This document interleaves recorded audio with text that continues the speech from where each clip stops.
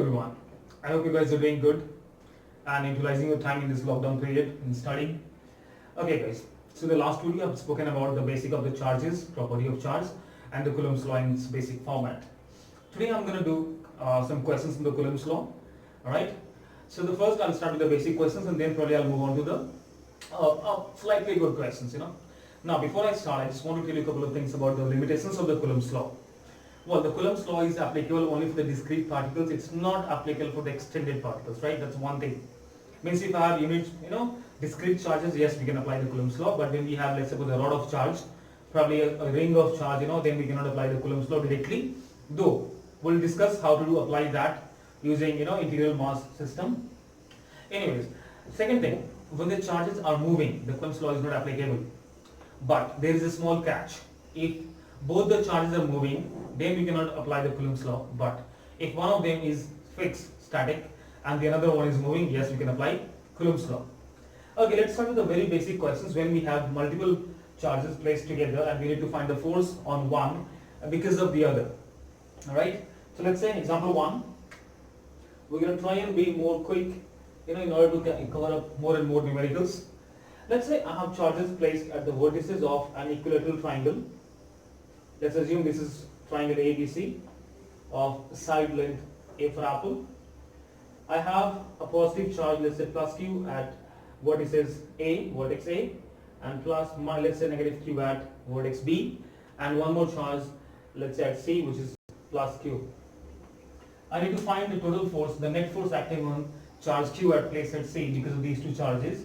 Okay, let's quickly understand that the force of these between these two will be repulsive, and that would act along this line. Let's say this is F1, and the forces between these two will be attractive because of the opposite nature of the charges. So let's say there's a force in this direction. Let's assume this is F2. Now we know that the distance between the forces, charges A and C and D are equal. Then it's very much clear that F1 should be equals to F2. Let's say equals to F because the magnitude of the charge is also equal. Now we know that force is a vector quantity, so after finding the value of F1 and F2, we can get this added by the vector rules and we can get the net field, right? That's one way of doing it. Second, probably we can just split them in their components along the x and y axis and we can get the resultant as well. Alright then, we know it's an equilateral triangle, so angles should be 60 degree, 60 degree. So I'm going to tell you in both the ways how to find the net force using the vector forms of vector addition rule and other way by splitting in its components. Okay, even this is going to be 60 degree. Right then, let's try and figure out the x component of these two forces. Let's say F1. Well, this angle is 60, this is 60, and this is going to be 60 degree, and one of its component along the vertical. So this is going to be F1 cos 60 degree, and this is going to be F1 sin 60 degree. Now look at the component of this force. Let's say F2. One component of this would be along this, other will be along this direction. Well guys, even this is 60 degree, so the net force F2 cos 60 degree, and here we'll have F2 sin 60 degree. As we have seen that F1 and F2 are equal, so these two components will nullify each other. So the net force F net should be along x-axis, and that should be given as twice of F cos 60 degree, because F1 F2 are equal, so I can write twice of F cos 60 degree. Well, 2 times of cos 60 is 1 by 2. So the net force should be F, and that should be along the horizontal x direction, right? That's the way of doing by the breaking into components. If I want to solve it with the help of vector addition rule, we know that F net should be how much? F1 square plus F2 square plus 2F1 F2 cos of the theta, which is angle between them, under the square root. Let me use that. Okay, so by that way, F net should be how much? Root of F, because F1 is equals to F2, which is equals to F square plus F square plus 2 times of F into F cos of 120 degree, because the angle is going to be 120 degree. Well, that should be twice of F square. Well, cos 120 is nothing but minus of sin 30 degree. Well, that should be 1 by 2 F square into 1 by 2, okay, to the power of 1 by 2. Well, cancel up, I'll be having how much? F square to the power of 1 by 2, which is nothing but F itself, right? And we know how to find the value of F. Over here, the value of F should be how much? K Q square over distance is how much? A square. I can keep it here, I'll get the answer, right? Simple as that. Alright then, let's quickly move on to the next question. Let me quickly rub it. I hope everyone has understood this. If you have any doubts, please do let me know in the comment box. I would love to help you out there. Alright guys. Now let's quickly see one next question, example 2. Let me bring out a square this time. And let's say I have charge q over here and q over here and small q over here. Let the side be a for apple, square, so all sides going to be a. Now the question to you is, what would be the ratio of q over q such that the net force on this charge, I'm not writing the question, I'm just reciting it. What would be the ratio of capital Q over small q such that net force acting on this charge because of these charges is 0? That's my question. Okay guys, let us do it very quickly. Let me join it to find the force on this. The force on this, let's say both of same nature, this q, even if it is positive or negative, doesn't matter. There will be a repulsive force. Let's say this is F1. Okay. Now, as I know that since the F net at this point is 0, then the forces because of these two charges should be along this direction, right? There is no other way. If these two charges are positive, assuming that Q is positive, if these two charges are positive, then the net force would be acting along this only, right? So this is a very common point, common understanding that these two should be negative, right? So, in question they might not use the word negative q, but the answer going to be ratio would be given in the terms of negative, right? So it's a self-understanding thing that these two charges should be of opposite nature to what these two charges are, right? So assume that the net force because of this and this is acting in this direction. That's very much obvious. Okay. Now, first of all, let us find the force because of this small q, that should be in this direction, and because this small q, this should be in this direction, and the resultant of these two should be in this direction, right? So let's say this is F1 and this is F2, even this is going to be F2, and the let's say F2 resultant F2 dash in this direction. Quickly let's find the value of F1. F1 should be k times of q square over this length should be how much? A root 2. So it's going to be how much? 2a square. That's why F1. F2 should be k q by a square. Well, even these two are going to be same, so resultant of these two should be how much? Using the vector law of addition, that should be f2 whole square plus f2 whole square plus twice of f2 cos 90 under the root. So the f2 dash, which is resultant because of f2 forces, that should be twice of f2 whole square 1 by 2. Well, that means root 2 times of f2, isn't it? That should be the resultant force in this direction. Okay, let us quickly keep the values over here. So the f2 dash, I'm writing it here, f2 dash, which is resultant because of these two charges in this direction, that should be root 2 times of k capital Q small q by a square, equation 2. So it's very obvious that q is a negative charge. So this is a negative charge for sure, right? By the probably I can say because of the its geometry. Now, net force on this will be 0 only if these two forces are equal and opposite. So let me write this force should be equal to this force, and that way I will be able to get the value of the ratio. I'm going to write it very quickly over here. So k cube square over twice of a square should be equals to k times of root 2 times of q over a square. Cancellations. Capital Q would get cancelled. So I'll be having, this implies q over small q should be 2 times of root 2, and that's what we are looking for, isn't it? So the ratio of the capital Q by small q should be 2 root 2. I've got my answer. I'm going to write it here. So 2 root 2. Fair enough? Alright then guys. Let's quickly see the next type of questions where they're going to ask you the distance at which the third charge should be placed in order to have the net force 0 over there. Now I'm going to take a quick example of that, and then we're going to see about the questions in which you're going to have the pendulums, and the third one going to be uses of kinematics with electrostatic force, and then we can frame a lot of questions based on that as well. Okay, let's say type 2, example 1. Example 3, type 2. Okay, let's say I have a charge q over here at this point, and at certain distance, let's say I have a charge of 3q over here, assuming both are of same nature. They could be of different nature also, doesn't matter. If you understand the concept, probably you can apply that and get the answer for any of the variations. That's not going to be a problem. Let's say I'm going to place a charge somewhere here.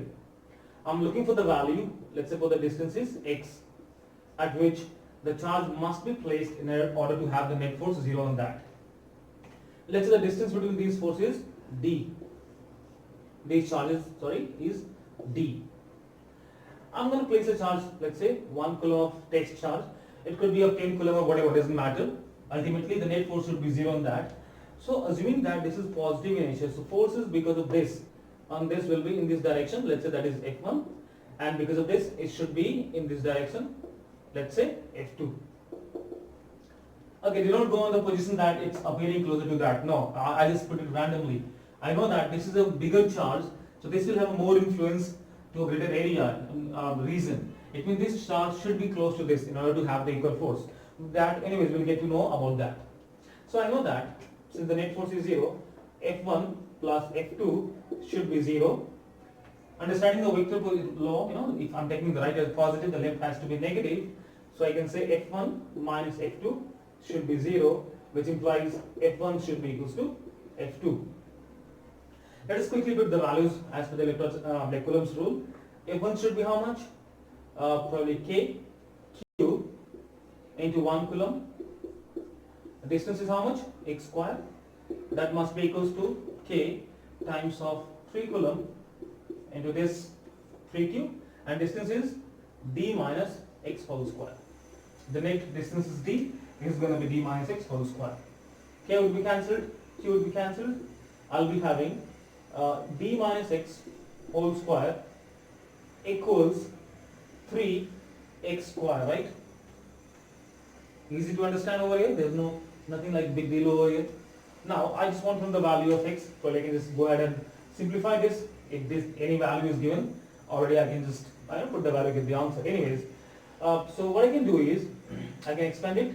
D square plus x square minus 2dx is equals to 3x square.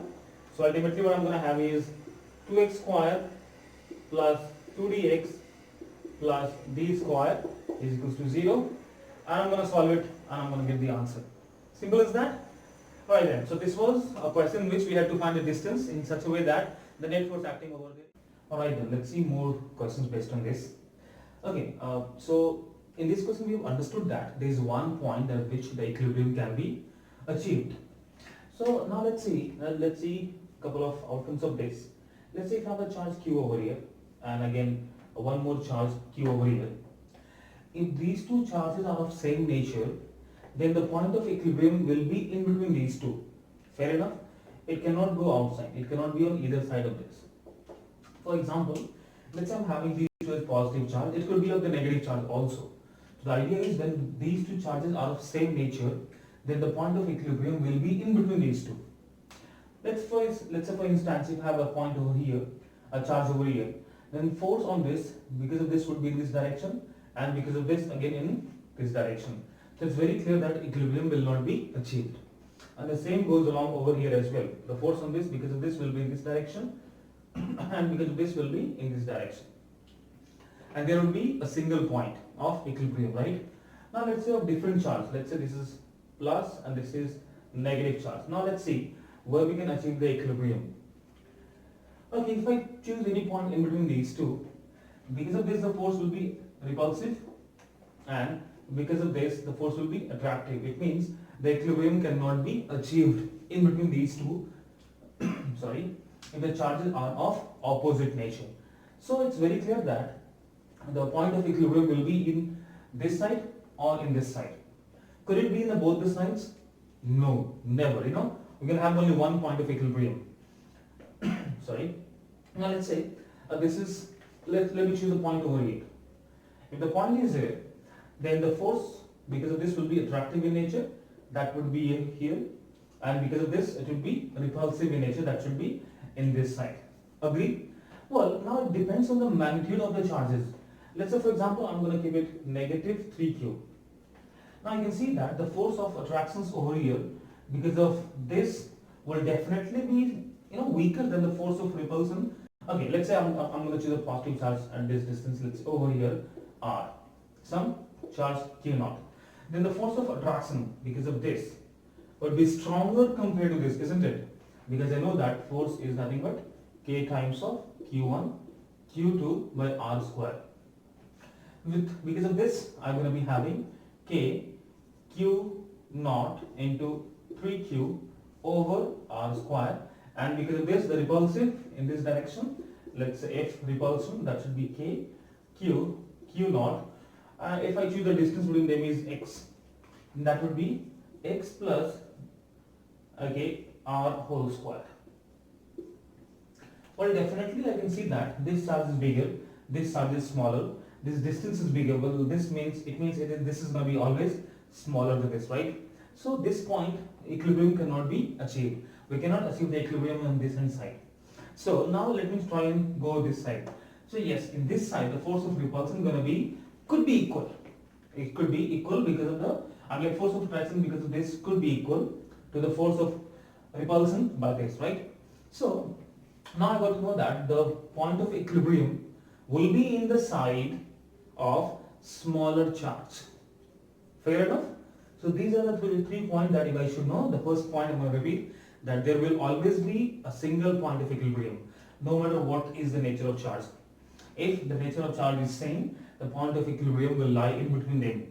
Now, if the charges are of different nature, then the point of equilibrium will lie on either side of the charge, and that would be decided by the magnitude of the charge.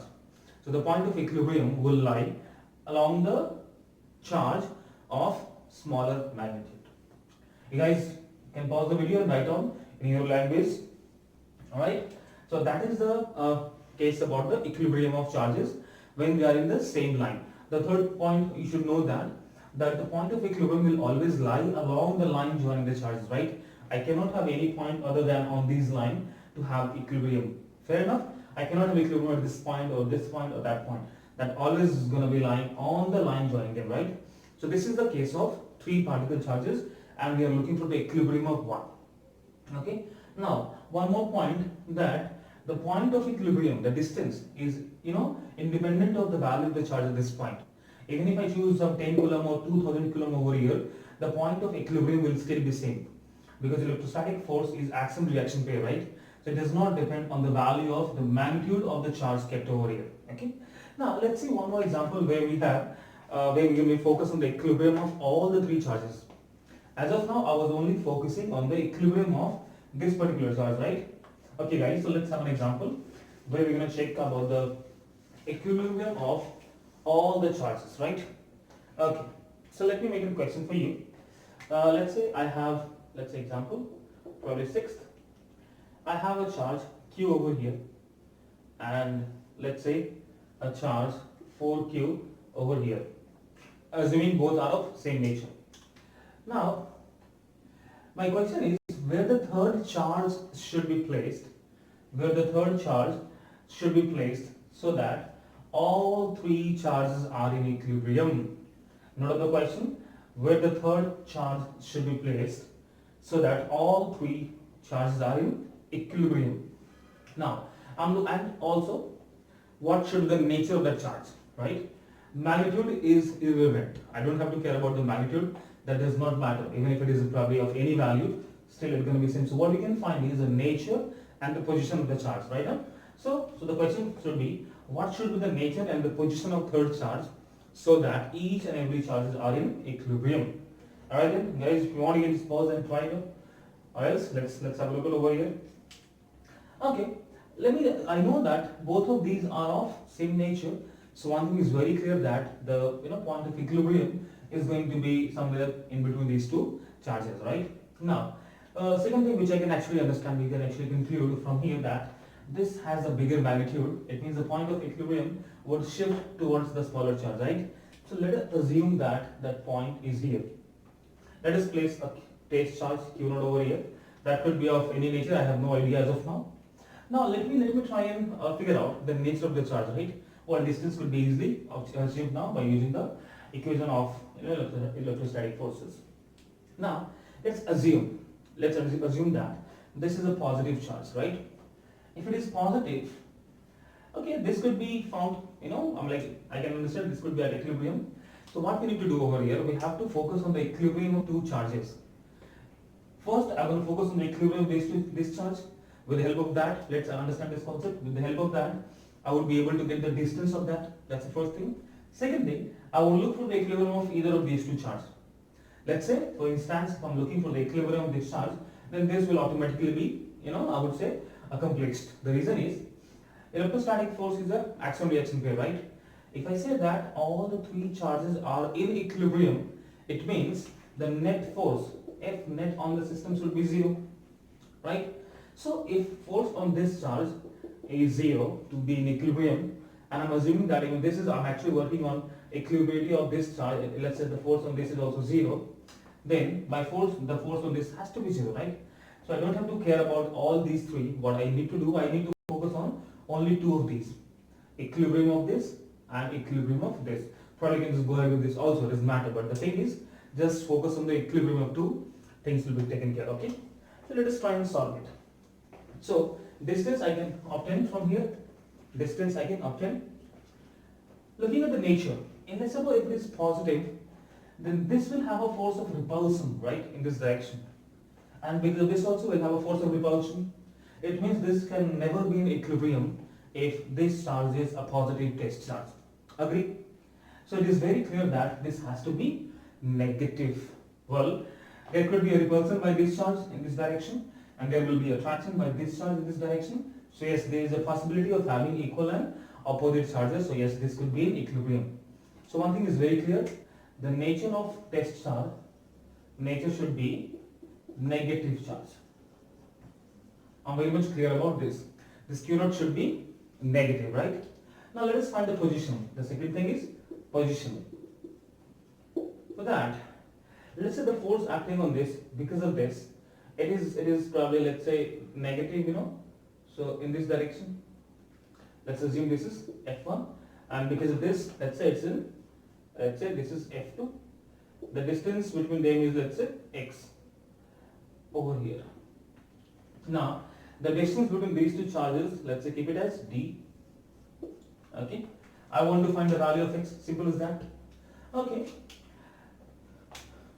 for equilibrium, F1 should be equals to F2. F1 should be how much? That's the force of reaction. That should be K times of Q naught over X square should be equals to K Q naught 4Q over D minus X whole square.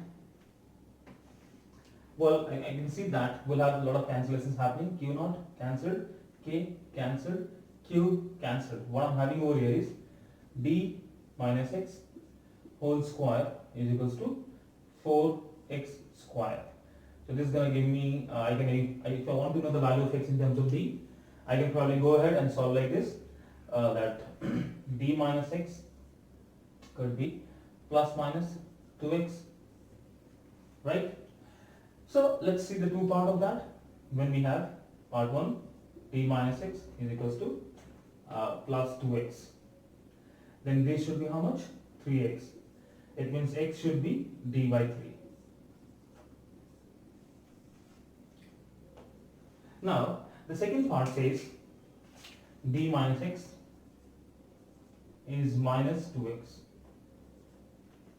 In this case, I'm going to get D is equals to negative X. Well, that's not possible because distance cannot be negative. I'm going to rule out this thing. Now this would be the right answer. Guys, fair enough? So that's how the questions of this could be solved. That where the position could be on the test charge so that all the charges are in equilibrium. Okay.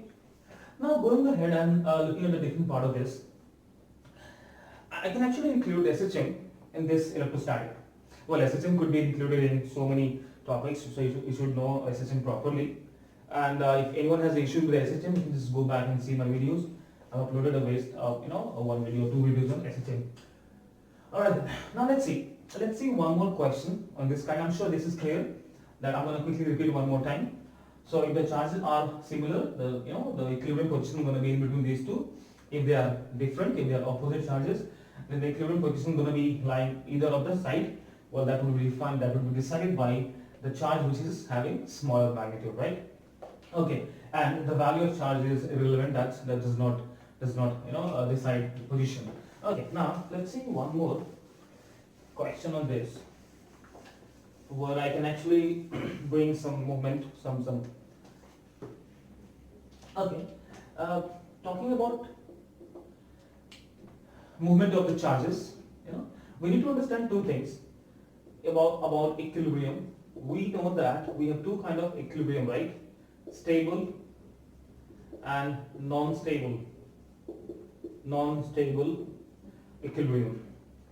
Guys, just pause the video and think about stable and non-stable equilibrium, and then we can proceed. Okay, so when we can talk about the stable equilibrium, it clearly means that if I shift the object, if I try to shift the mass object to either side, it will try to get back to the same position. That's called stable equilibrium. And when we talk about the non-stable equilibrium, if I disturb the position, it does not come back to the original position. That's called non-equilibrium, like non-stable equilibrium. Let's say, for example, that's a very simple thing to understand. Let's say I have this position, and this position.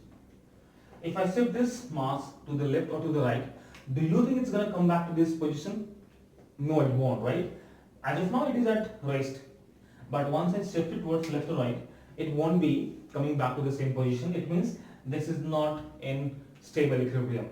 Whereas, if I look at this object, if I push it towards right or the left, I'm sure you guys will agree that it will tend to come back to the same position, right?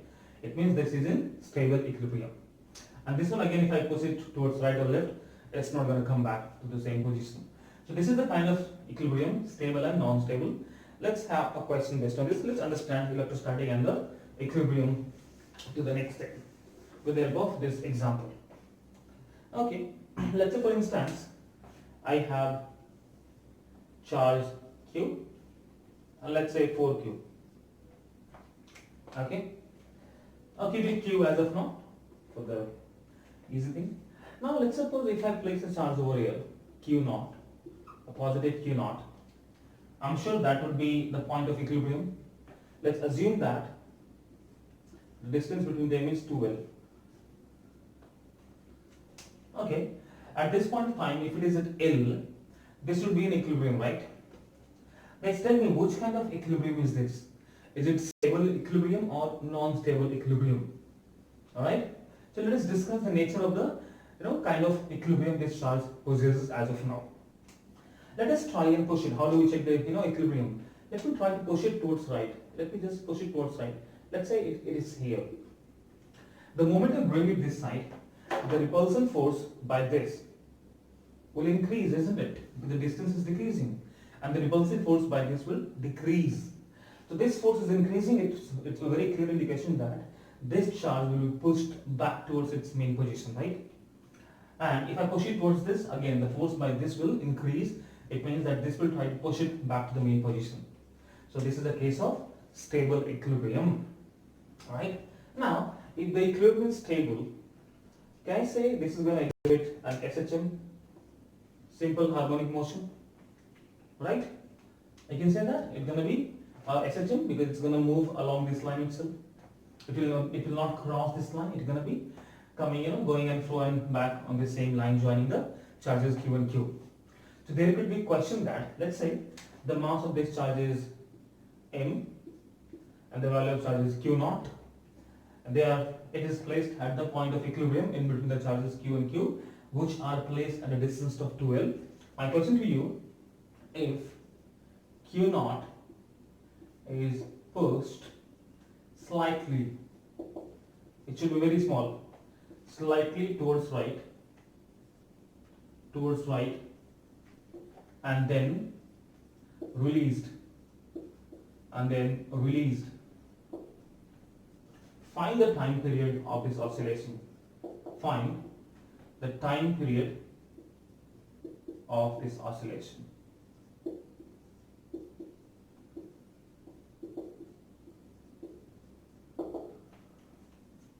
I'm just going to repeat the question one more time. If I push it slightly towards right and then leave it, okay, as I told you, this is going to be stable equilibrium, so this will try and get back to the same position, and because of its motion, it will have some energy which will keep it towards right. It will actually push it towards on the other side of the point of equilibrium, and then again getting back to the same position. It will keep on happening.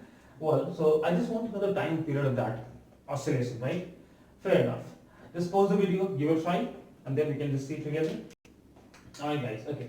Now let's assume that it is probably pushed little towards right over here by a distance of x. So if you remember the SHM, the time period of SHM is given as t is equals to 2 pi under root of m by k. Right? Now how do we find the value of k? By getting the force in this form, and I do the comparison, we get the value of k, and then we can substitute it here and we can get the value of time period of this oscillation. Okay, let us find the force on acting on this particle if it is here, this charged particle if it is here. I know that the net force F net, there will be force on this because of this charge, let's say towards this, and because of this charge, let's say towards this. So F force, net force should be the difference of this force and this force. Agree with me? So let me write down over here, that should be K, Q, and Q square, I can write Q naught, over, how much will be distance between them? L plus X.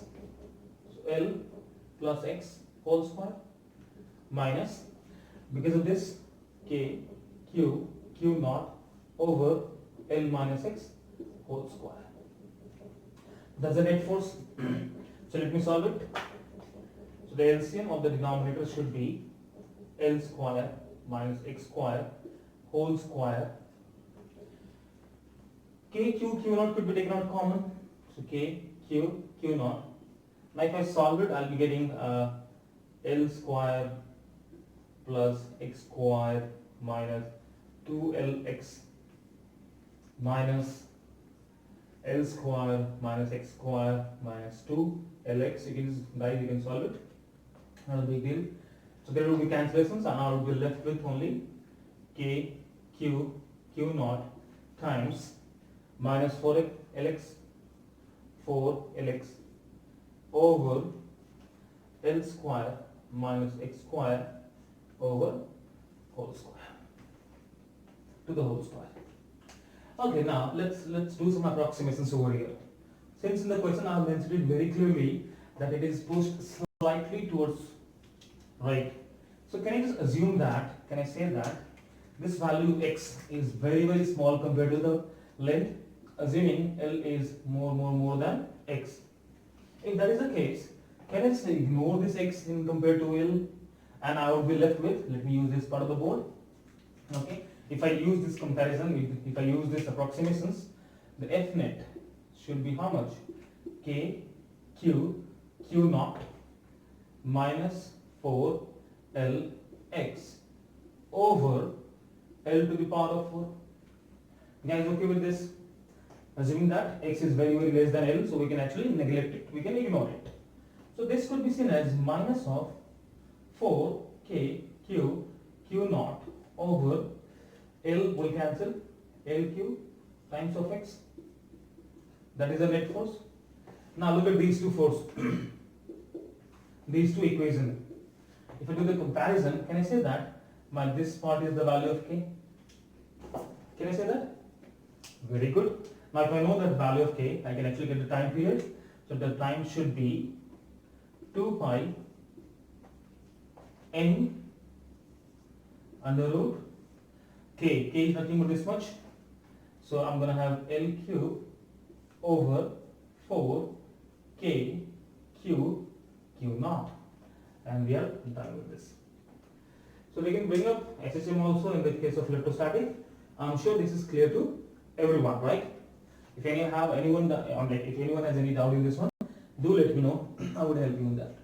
Fair enough.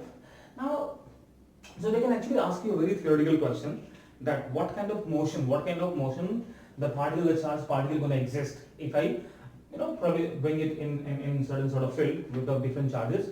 Let's have a quick view of the thing, like which kind of motion will it exhibit. Okay, let me just erase this up. So we have seen 2-3 different types of equilibrium of the charges.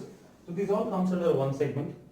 Next we can have questions based on the pendulum's structure, and then probably with the discrete like the continuous mass system, we'll talk about that as well. As of now, let's understand one thing. Let's, with an illustration, we can understand it properly. Let's say on the y-axis, I have two charges, minus q, and here we have again minus q. This coordinate is, let's say, 0 comma a, and this coordinate is 0 comma minus a. This is your origin, 0 comma 0. Okay, I have a charge over here, let's say at a distance of, this is q naught, at a distance of 2a comma 0. Okay, so this, alright then, I just need to know the nature of the motion of this charge q naught. Assume this is a positive charge. Okay, so let us find the force acting on this. Okay, so what we're going to do, let's say if it is here at 2a comma 0, let's say at any position, at any time t, the position of this particle is x from the origin, let's say over here. Let us try and figure out the forces acting on this charge q naught. So there will be a force of attraction because of this, and at the same time there will be a force of attraction on this because of this negative q over here. As we know that distances are all same because of symmetry, both the force should be same f over here. Now looking at this force, I can find the component of this force is one gonna be, let's suppose this angle is theta, let's suppose, so one gonna be f sine theta in the vertical direction, and there should be f cos theta in the horizontal direction. And because of this force, this charge also, there will be a force, and that should be splitted in this way, f sine theta, and there should be f of cos theta. Well guys, you can see that the value of the charges are same, distances are same, so these two will nullify each other. So there won't be any vertical force acting in the vertical direction. So the Fy should be how much? 0. So the force in vertical direction should be 0. Now let us quickly find out the acceleration of this particle at this point x in the horizontal x direction. So the net force in the horizontal x direction should be how much? 2 times of f of cos of theta. Alright then, we know that this f of x, or let's say f should be 2 times of f. F would be how much? Well, this is x, this is a. Well, it should be k of q naught over the distance square. Well, that distance would be how much? X square plus a square inside a root. Yeah, this value should be a square plus x square. So this should be a square plus x square. The root of that square will nullify each other. Now cos theta should be x over this length. That should be x over a square plus x square to the power of 1 by 2. So f should be how much? Let's remove this. F should be 2 k q naught x over a square plus x square to the power of 3 by 2. Looking at this expression, I can say that f is not proportional to f is not proportional to negative x, right? If that would have been the case, then I could have said the body is executing an SHM. As of now, I can say it is not proportional to minus x. It means this is not an SHM, right? But this is going to be simple oscillation. Well guys, this was a question of JEE in 1987. I think it's long back, but still we should know that this charge will exhibit an oscillation, but that should not be SHM. Fair enough? Okay, let's move to one more question. Let's see over here.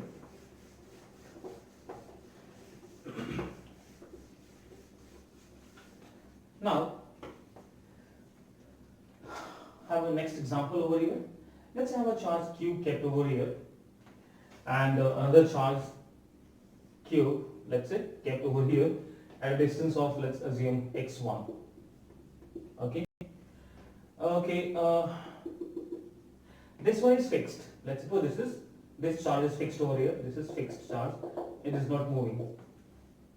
To be able to apply Coulomb's law, because we know that if both the charges are moving, the Coulomb's law cannot be applied. But if one is at rest, yes, we can apply the Coulomb's law, right? As of now, as per this diagram, what I can see is this will be experiencing a force because of this charge in this direction. So the moment I leave it, it will accelerate, right? It will gain some velocity. Now my question is, point of velocity. So after a certain time t, let's say the charge is reached here. Let's say the mass is m, charge q, mass m. It has reached a distance of, let's say, x2. Now my question to you guys is, find the velocity of this charge when it reaches at x2. Okay, probably you can just choose to have x1, x2, or anything, whatever you want to choose, the variable is it.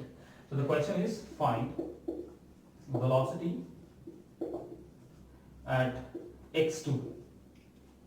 Simple as that. You can just pause the video and try and solve it. Okay, fair enough. Now, in order to find the velocity at this point over here, I need to know the force, I need to know the acceleration, and probably then we can just do something. One thing is very clear, that force is dependent on the value of x, right? This force is not constant, because the moment I move towards right or move away from this particular position, the force will vary, right? It means there will be a different acceleration. Now guys, if I move away from this, the force is going to decrease. The force will decrease for sure. And even if the force is decreasing, acceleration will also decrease. Now, so what kind of velocity? What will be the nature of velocity? Will it be increasing or decreasing? I know that the acceleration is decreasing, so the velocity of this particle will increase or decrease. Okay, so it's very simple. In kinematics you might have studied that. Even if acceleration is decreasing, still there is an acceleration, right? And the moment we have an acceleration, the velocity increases. So the rate of increase of velocity will decrease, but still it will be increasing. So I will be having an increasing velocity even though the acceleration is decreasing. Okay. Now, so what we are doing over here, we are trying to mix the kinematics and the electrostatic together, and which we have already done in the previous case. We had seen those kind of cases, and we will see later on also the questions based on the kinematics and the electrostatic. Okay. Anyways, let's get back to this one. Well, can I just say, if you remember the kinematics thing, A is equals to V dV by dx. Do you guys remember this? So from here, can I just say V dV is equals to A dx? Since I'm looking to find the velocity, probably I can just go ahead and get it done right here. Now, what will be the force acting on this particle? What will be the force acting on this particle at, let's say, probably any time x? Okay, I'm going to choose any distance. Let's say over here, at a distance of x. I'm going to find the force acting on this at distance x from here, right? Okay, so the force, I'm writing this part, the force would be how much? K, Q naught by x square. And we know that acceleration should be equals to F by mass. So can I say acceleration should be your force, which is K, Q naught over x square into 1 by m. Agree? Using these two, or can I just write, just keep it this form itself, A is equals to V dV by dx. Fair enough? Now equate these two things. So I'm going to use it here.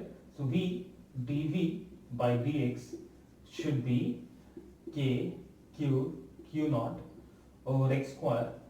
Let's aim over here. Get the variables in the same side.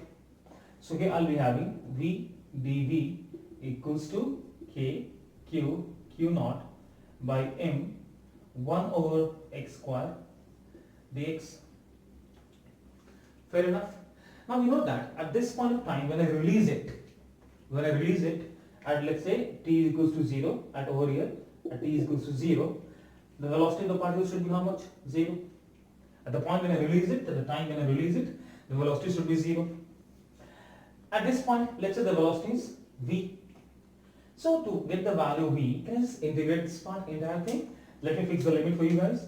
So limit should be 0 to v, and in this case these are constant, x square, x gonna be how much? From x1 to x2, x1 to x2, right? So this should be how much? V square by 2, 0 to v equals k q q naught by m. Integration of this should be how much? Negative 1 by x. Limit should be how much? x1 to x2. Let me erase with a duster.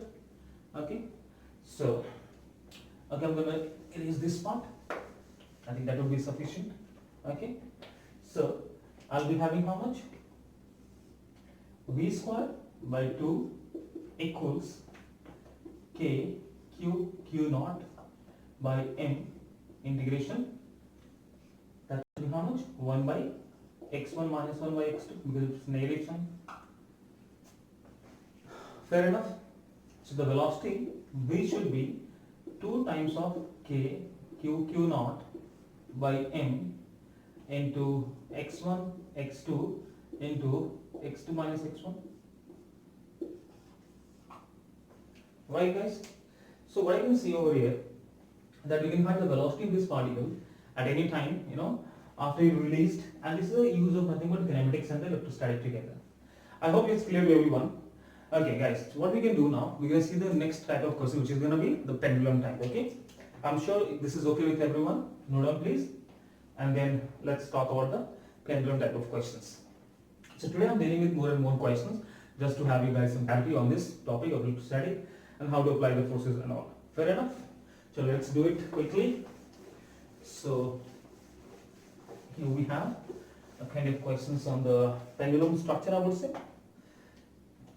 Now what happens over here, let's understand the basic concept and then we can apply those things on the any type of question what they ask. So what happens basically over here, there will be a charge. There will be a charge. Okay, I think this is over. Let me change it. Let's say this is a charge Q, mass M. I have another charge of let's say Q and mass M tied to the string of length L, and L is okay. There will be a force of repulsion in between these two. Electrostatic force will be acting. This mg will try to keep it towards the main position, whereas the electrostatic force will try to keep it away from each other, right? So here we get a sense of equilibrium. Now, at the point of equilibrium, let's say they are forming some angle theta. Since mass and charge both are same as of now, the theta should be equal. Guys, there could be question on this also, like variations in the angles based on this kind of equilibrium with the different masses and different charges. I'm going to pick one or two examples of that as well. Okay, now let us see what going to be the standard equation that we need to use in this kind of problems. Okay, so at this point of time, there will be a tension in the string T, and let's say T in this case. Okay, I'm going to be focusing on one of these. Okay, let me write it here. Let's say this is Q and M. The mass mg will be acting downward. Okay, I'm going to write it here. Okay, the force of repulsion between them, electrostatic force, would be in this direction.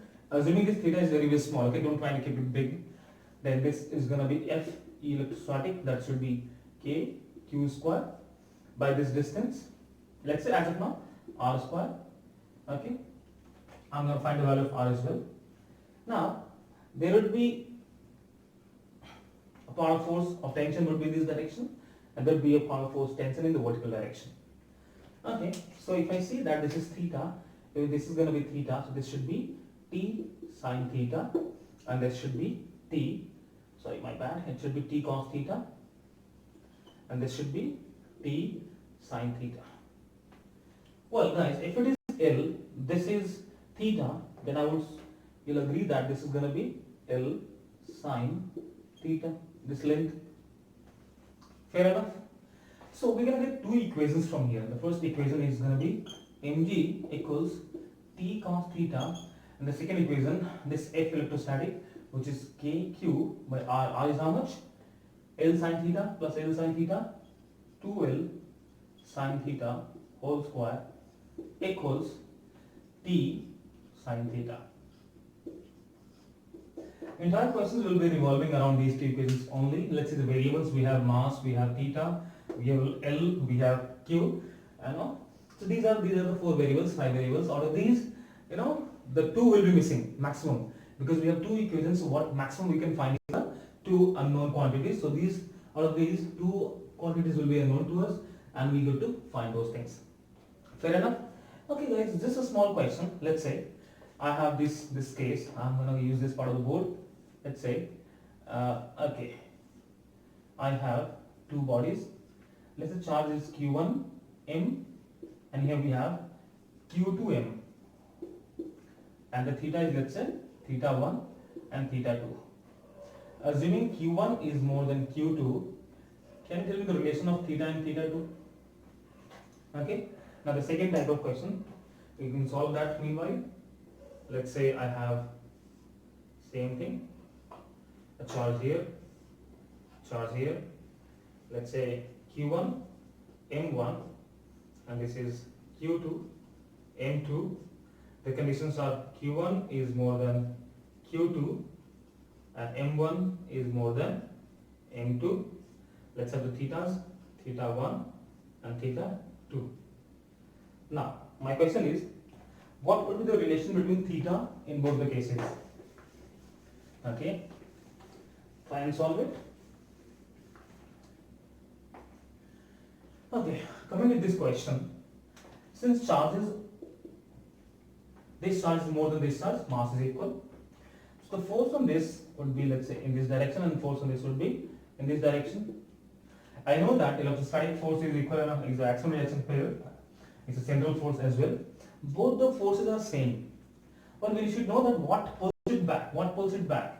This T sine theta pulls it back. T sine theta pulls it back. And we know that tension is equals to mg. You can write T cos theta is equals to mg.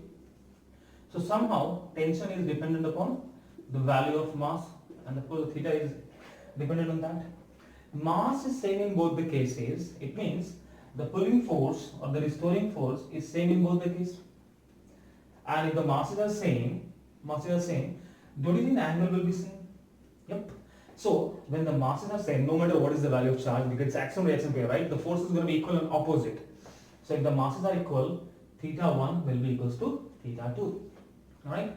Let's talk in this case. When the mass 1 is more than mass 2, I know that the forces will be same. Forces will be same on both the charges. But guys, have a look at this one. Since this is a heavier mass, okay, assume I'm using this M1 as red, and probably the black one as a M2. Now you can see here, this is heavier. The force on this is on these two charges are same. So this will definitely try to come closer to the main position, right? So once it comes close to the main position, this will shift upward, isn't it? Because the force is same. Force is same on both the cases. So what's going to happen over here? This would somewhat like this. This would come like this. This is going to be M1, and this would shift a little upward. That's going to be your M2, and this is going to be your new theta 1, and this is going to be your new theta 2. It's very clear that theta 1 going to be smaller than theta 2. Fair enough. So the mass plays certain amount of role in deciding the value of the angle, because the restoring force depends on the mass, right? But yeah. Now, in this kind of question, we see different variations. Let me just show you one.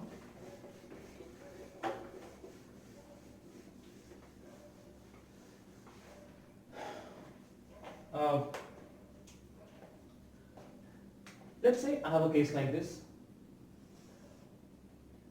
Okay. Let's say there is one body over here, Q and M. It is fixed. It is fixed to a wall, let's say, and it's fixed here also. Okay. There is another charge, same charge Q. Let the length be L. Let the L be the length Q over here. Let's say mass is same. Okay. Now, I just want all of you guys to find the value of tension. Find T. Tension, if it is in a state of equilibrium, If it is in state of equilibrium, let's say some angle alpha is here. Find T in terms of G. Find the value of tension in the string in terms of G if the system is in equilibrium. If the system is in equilibrium. Well, this is fixed. This is fixed. This is fixed. It's not moving. Only this is gonna move, right? Okay, guys, do one thing. Just try this as a homework. I'm gonna discuss more questions on this. If I do it in this video, it's gonna be getting longer. So let us skip these things for the next video. For now, try the homework. In the next video, I'm gonna talk about this pendulum questions. Couple of more questions based on pendulums, and little about the continuous charges. Alright. Anyways. If you guys have any suggestions or probably the questions, do write in the comment box. And yeah, keep studying. Thanks for watching. See you guys again. Bye.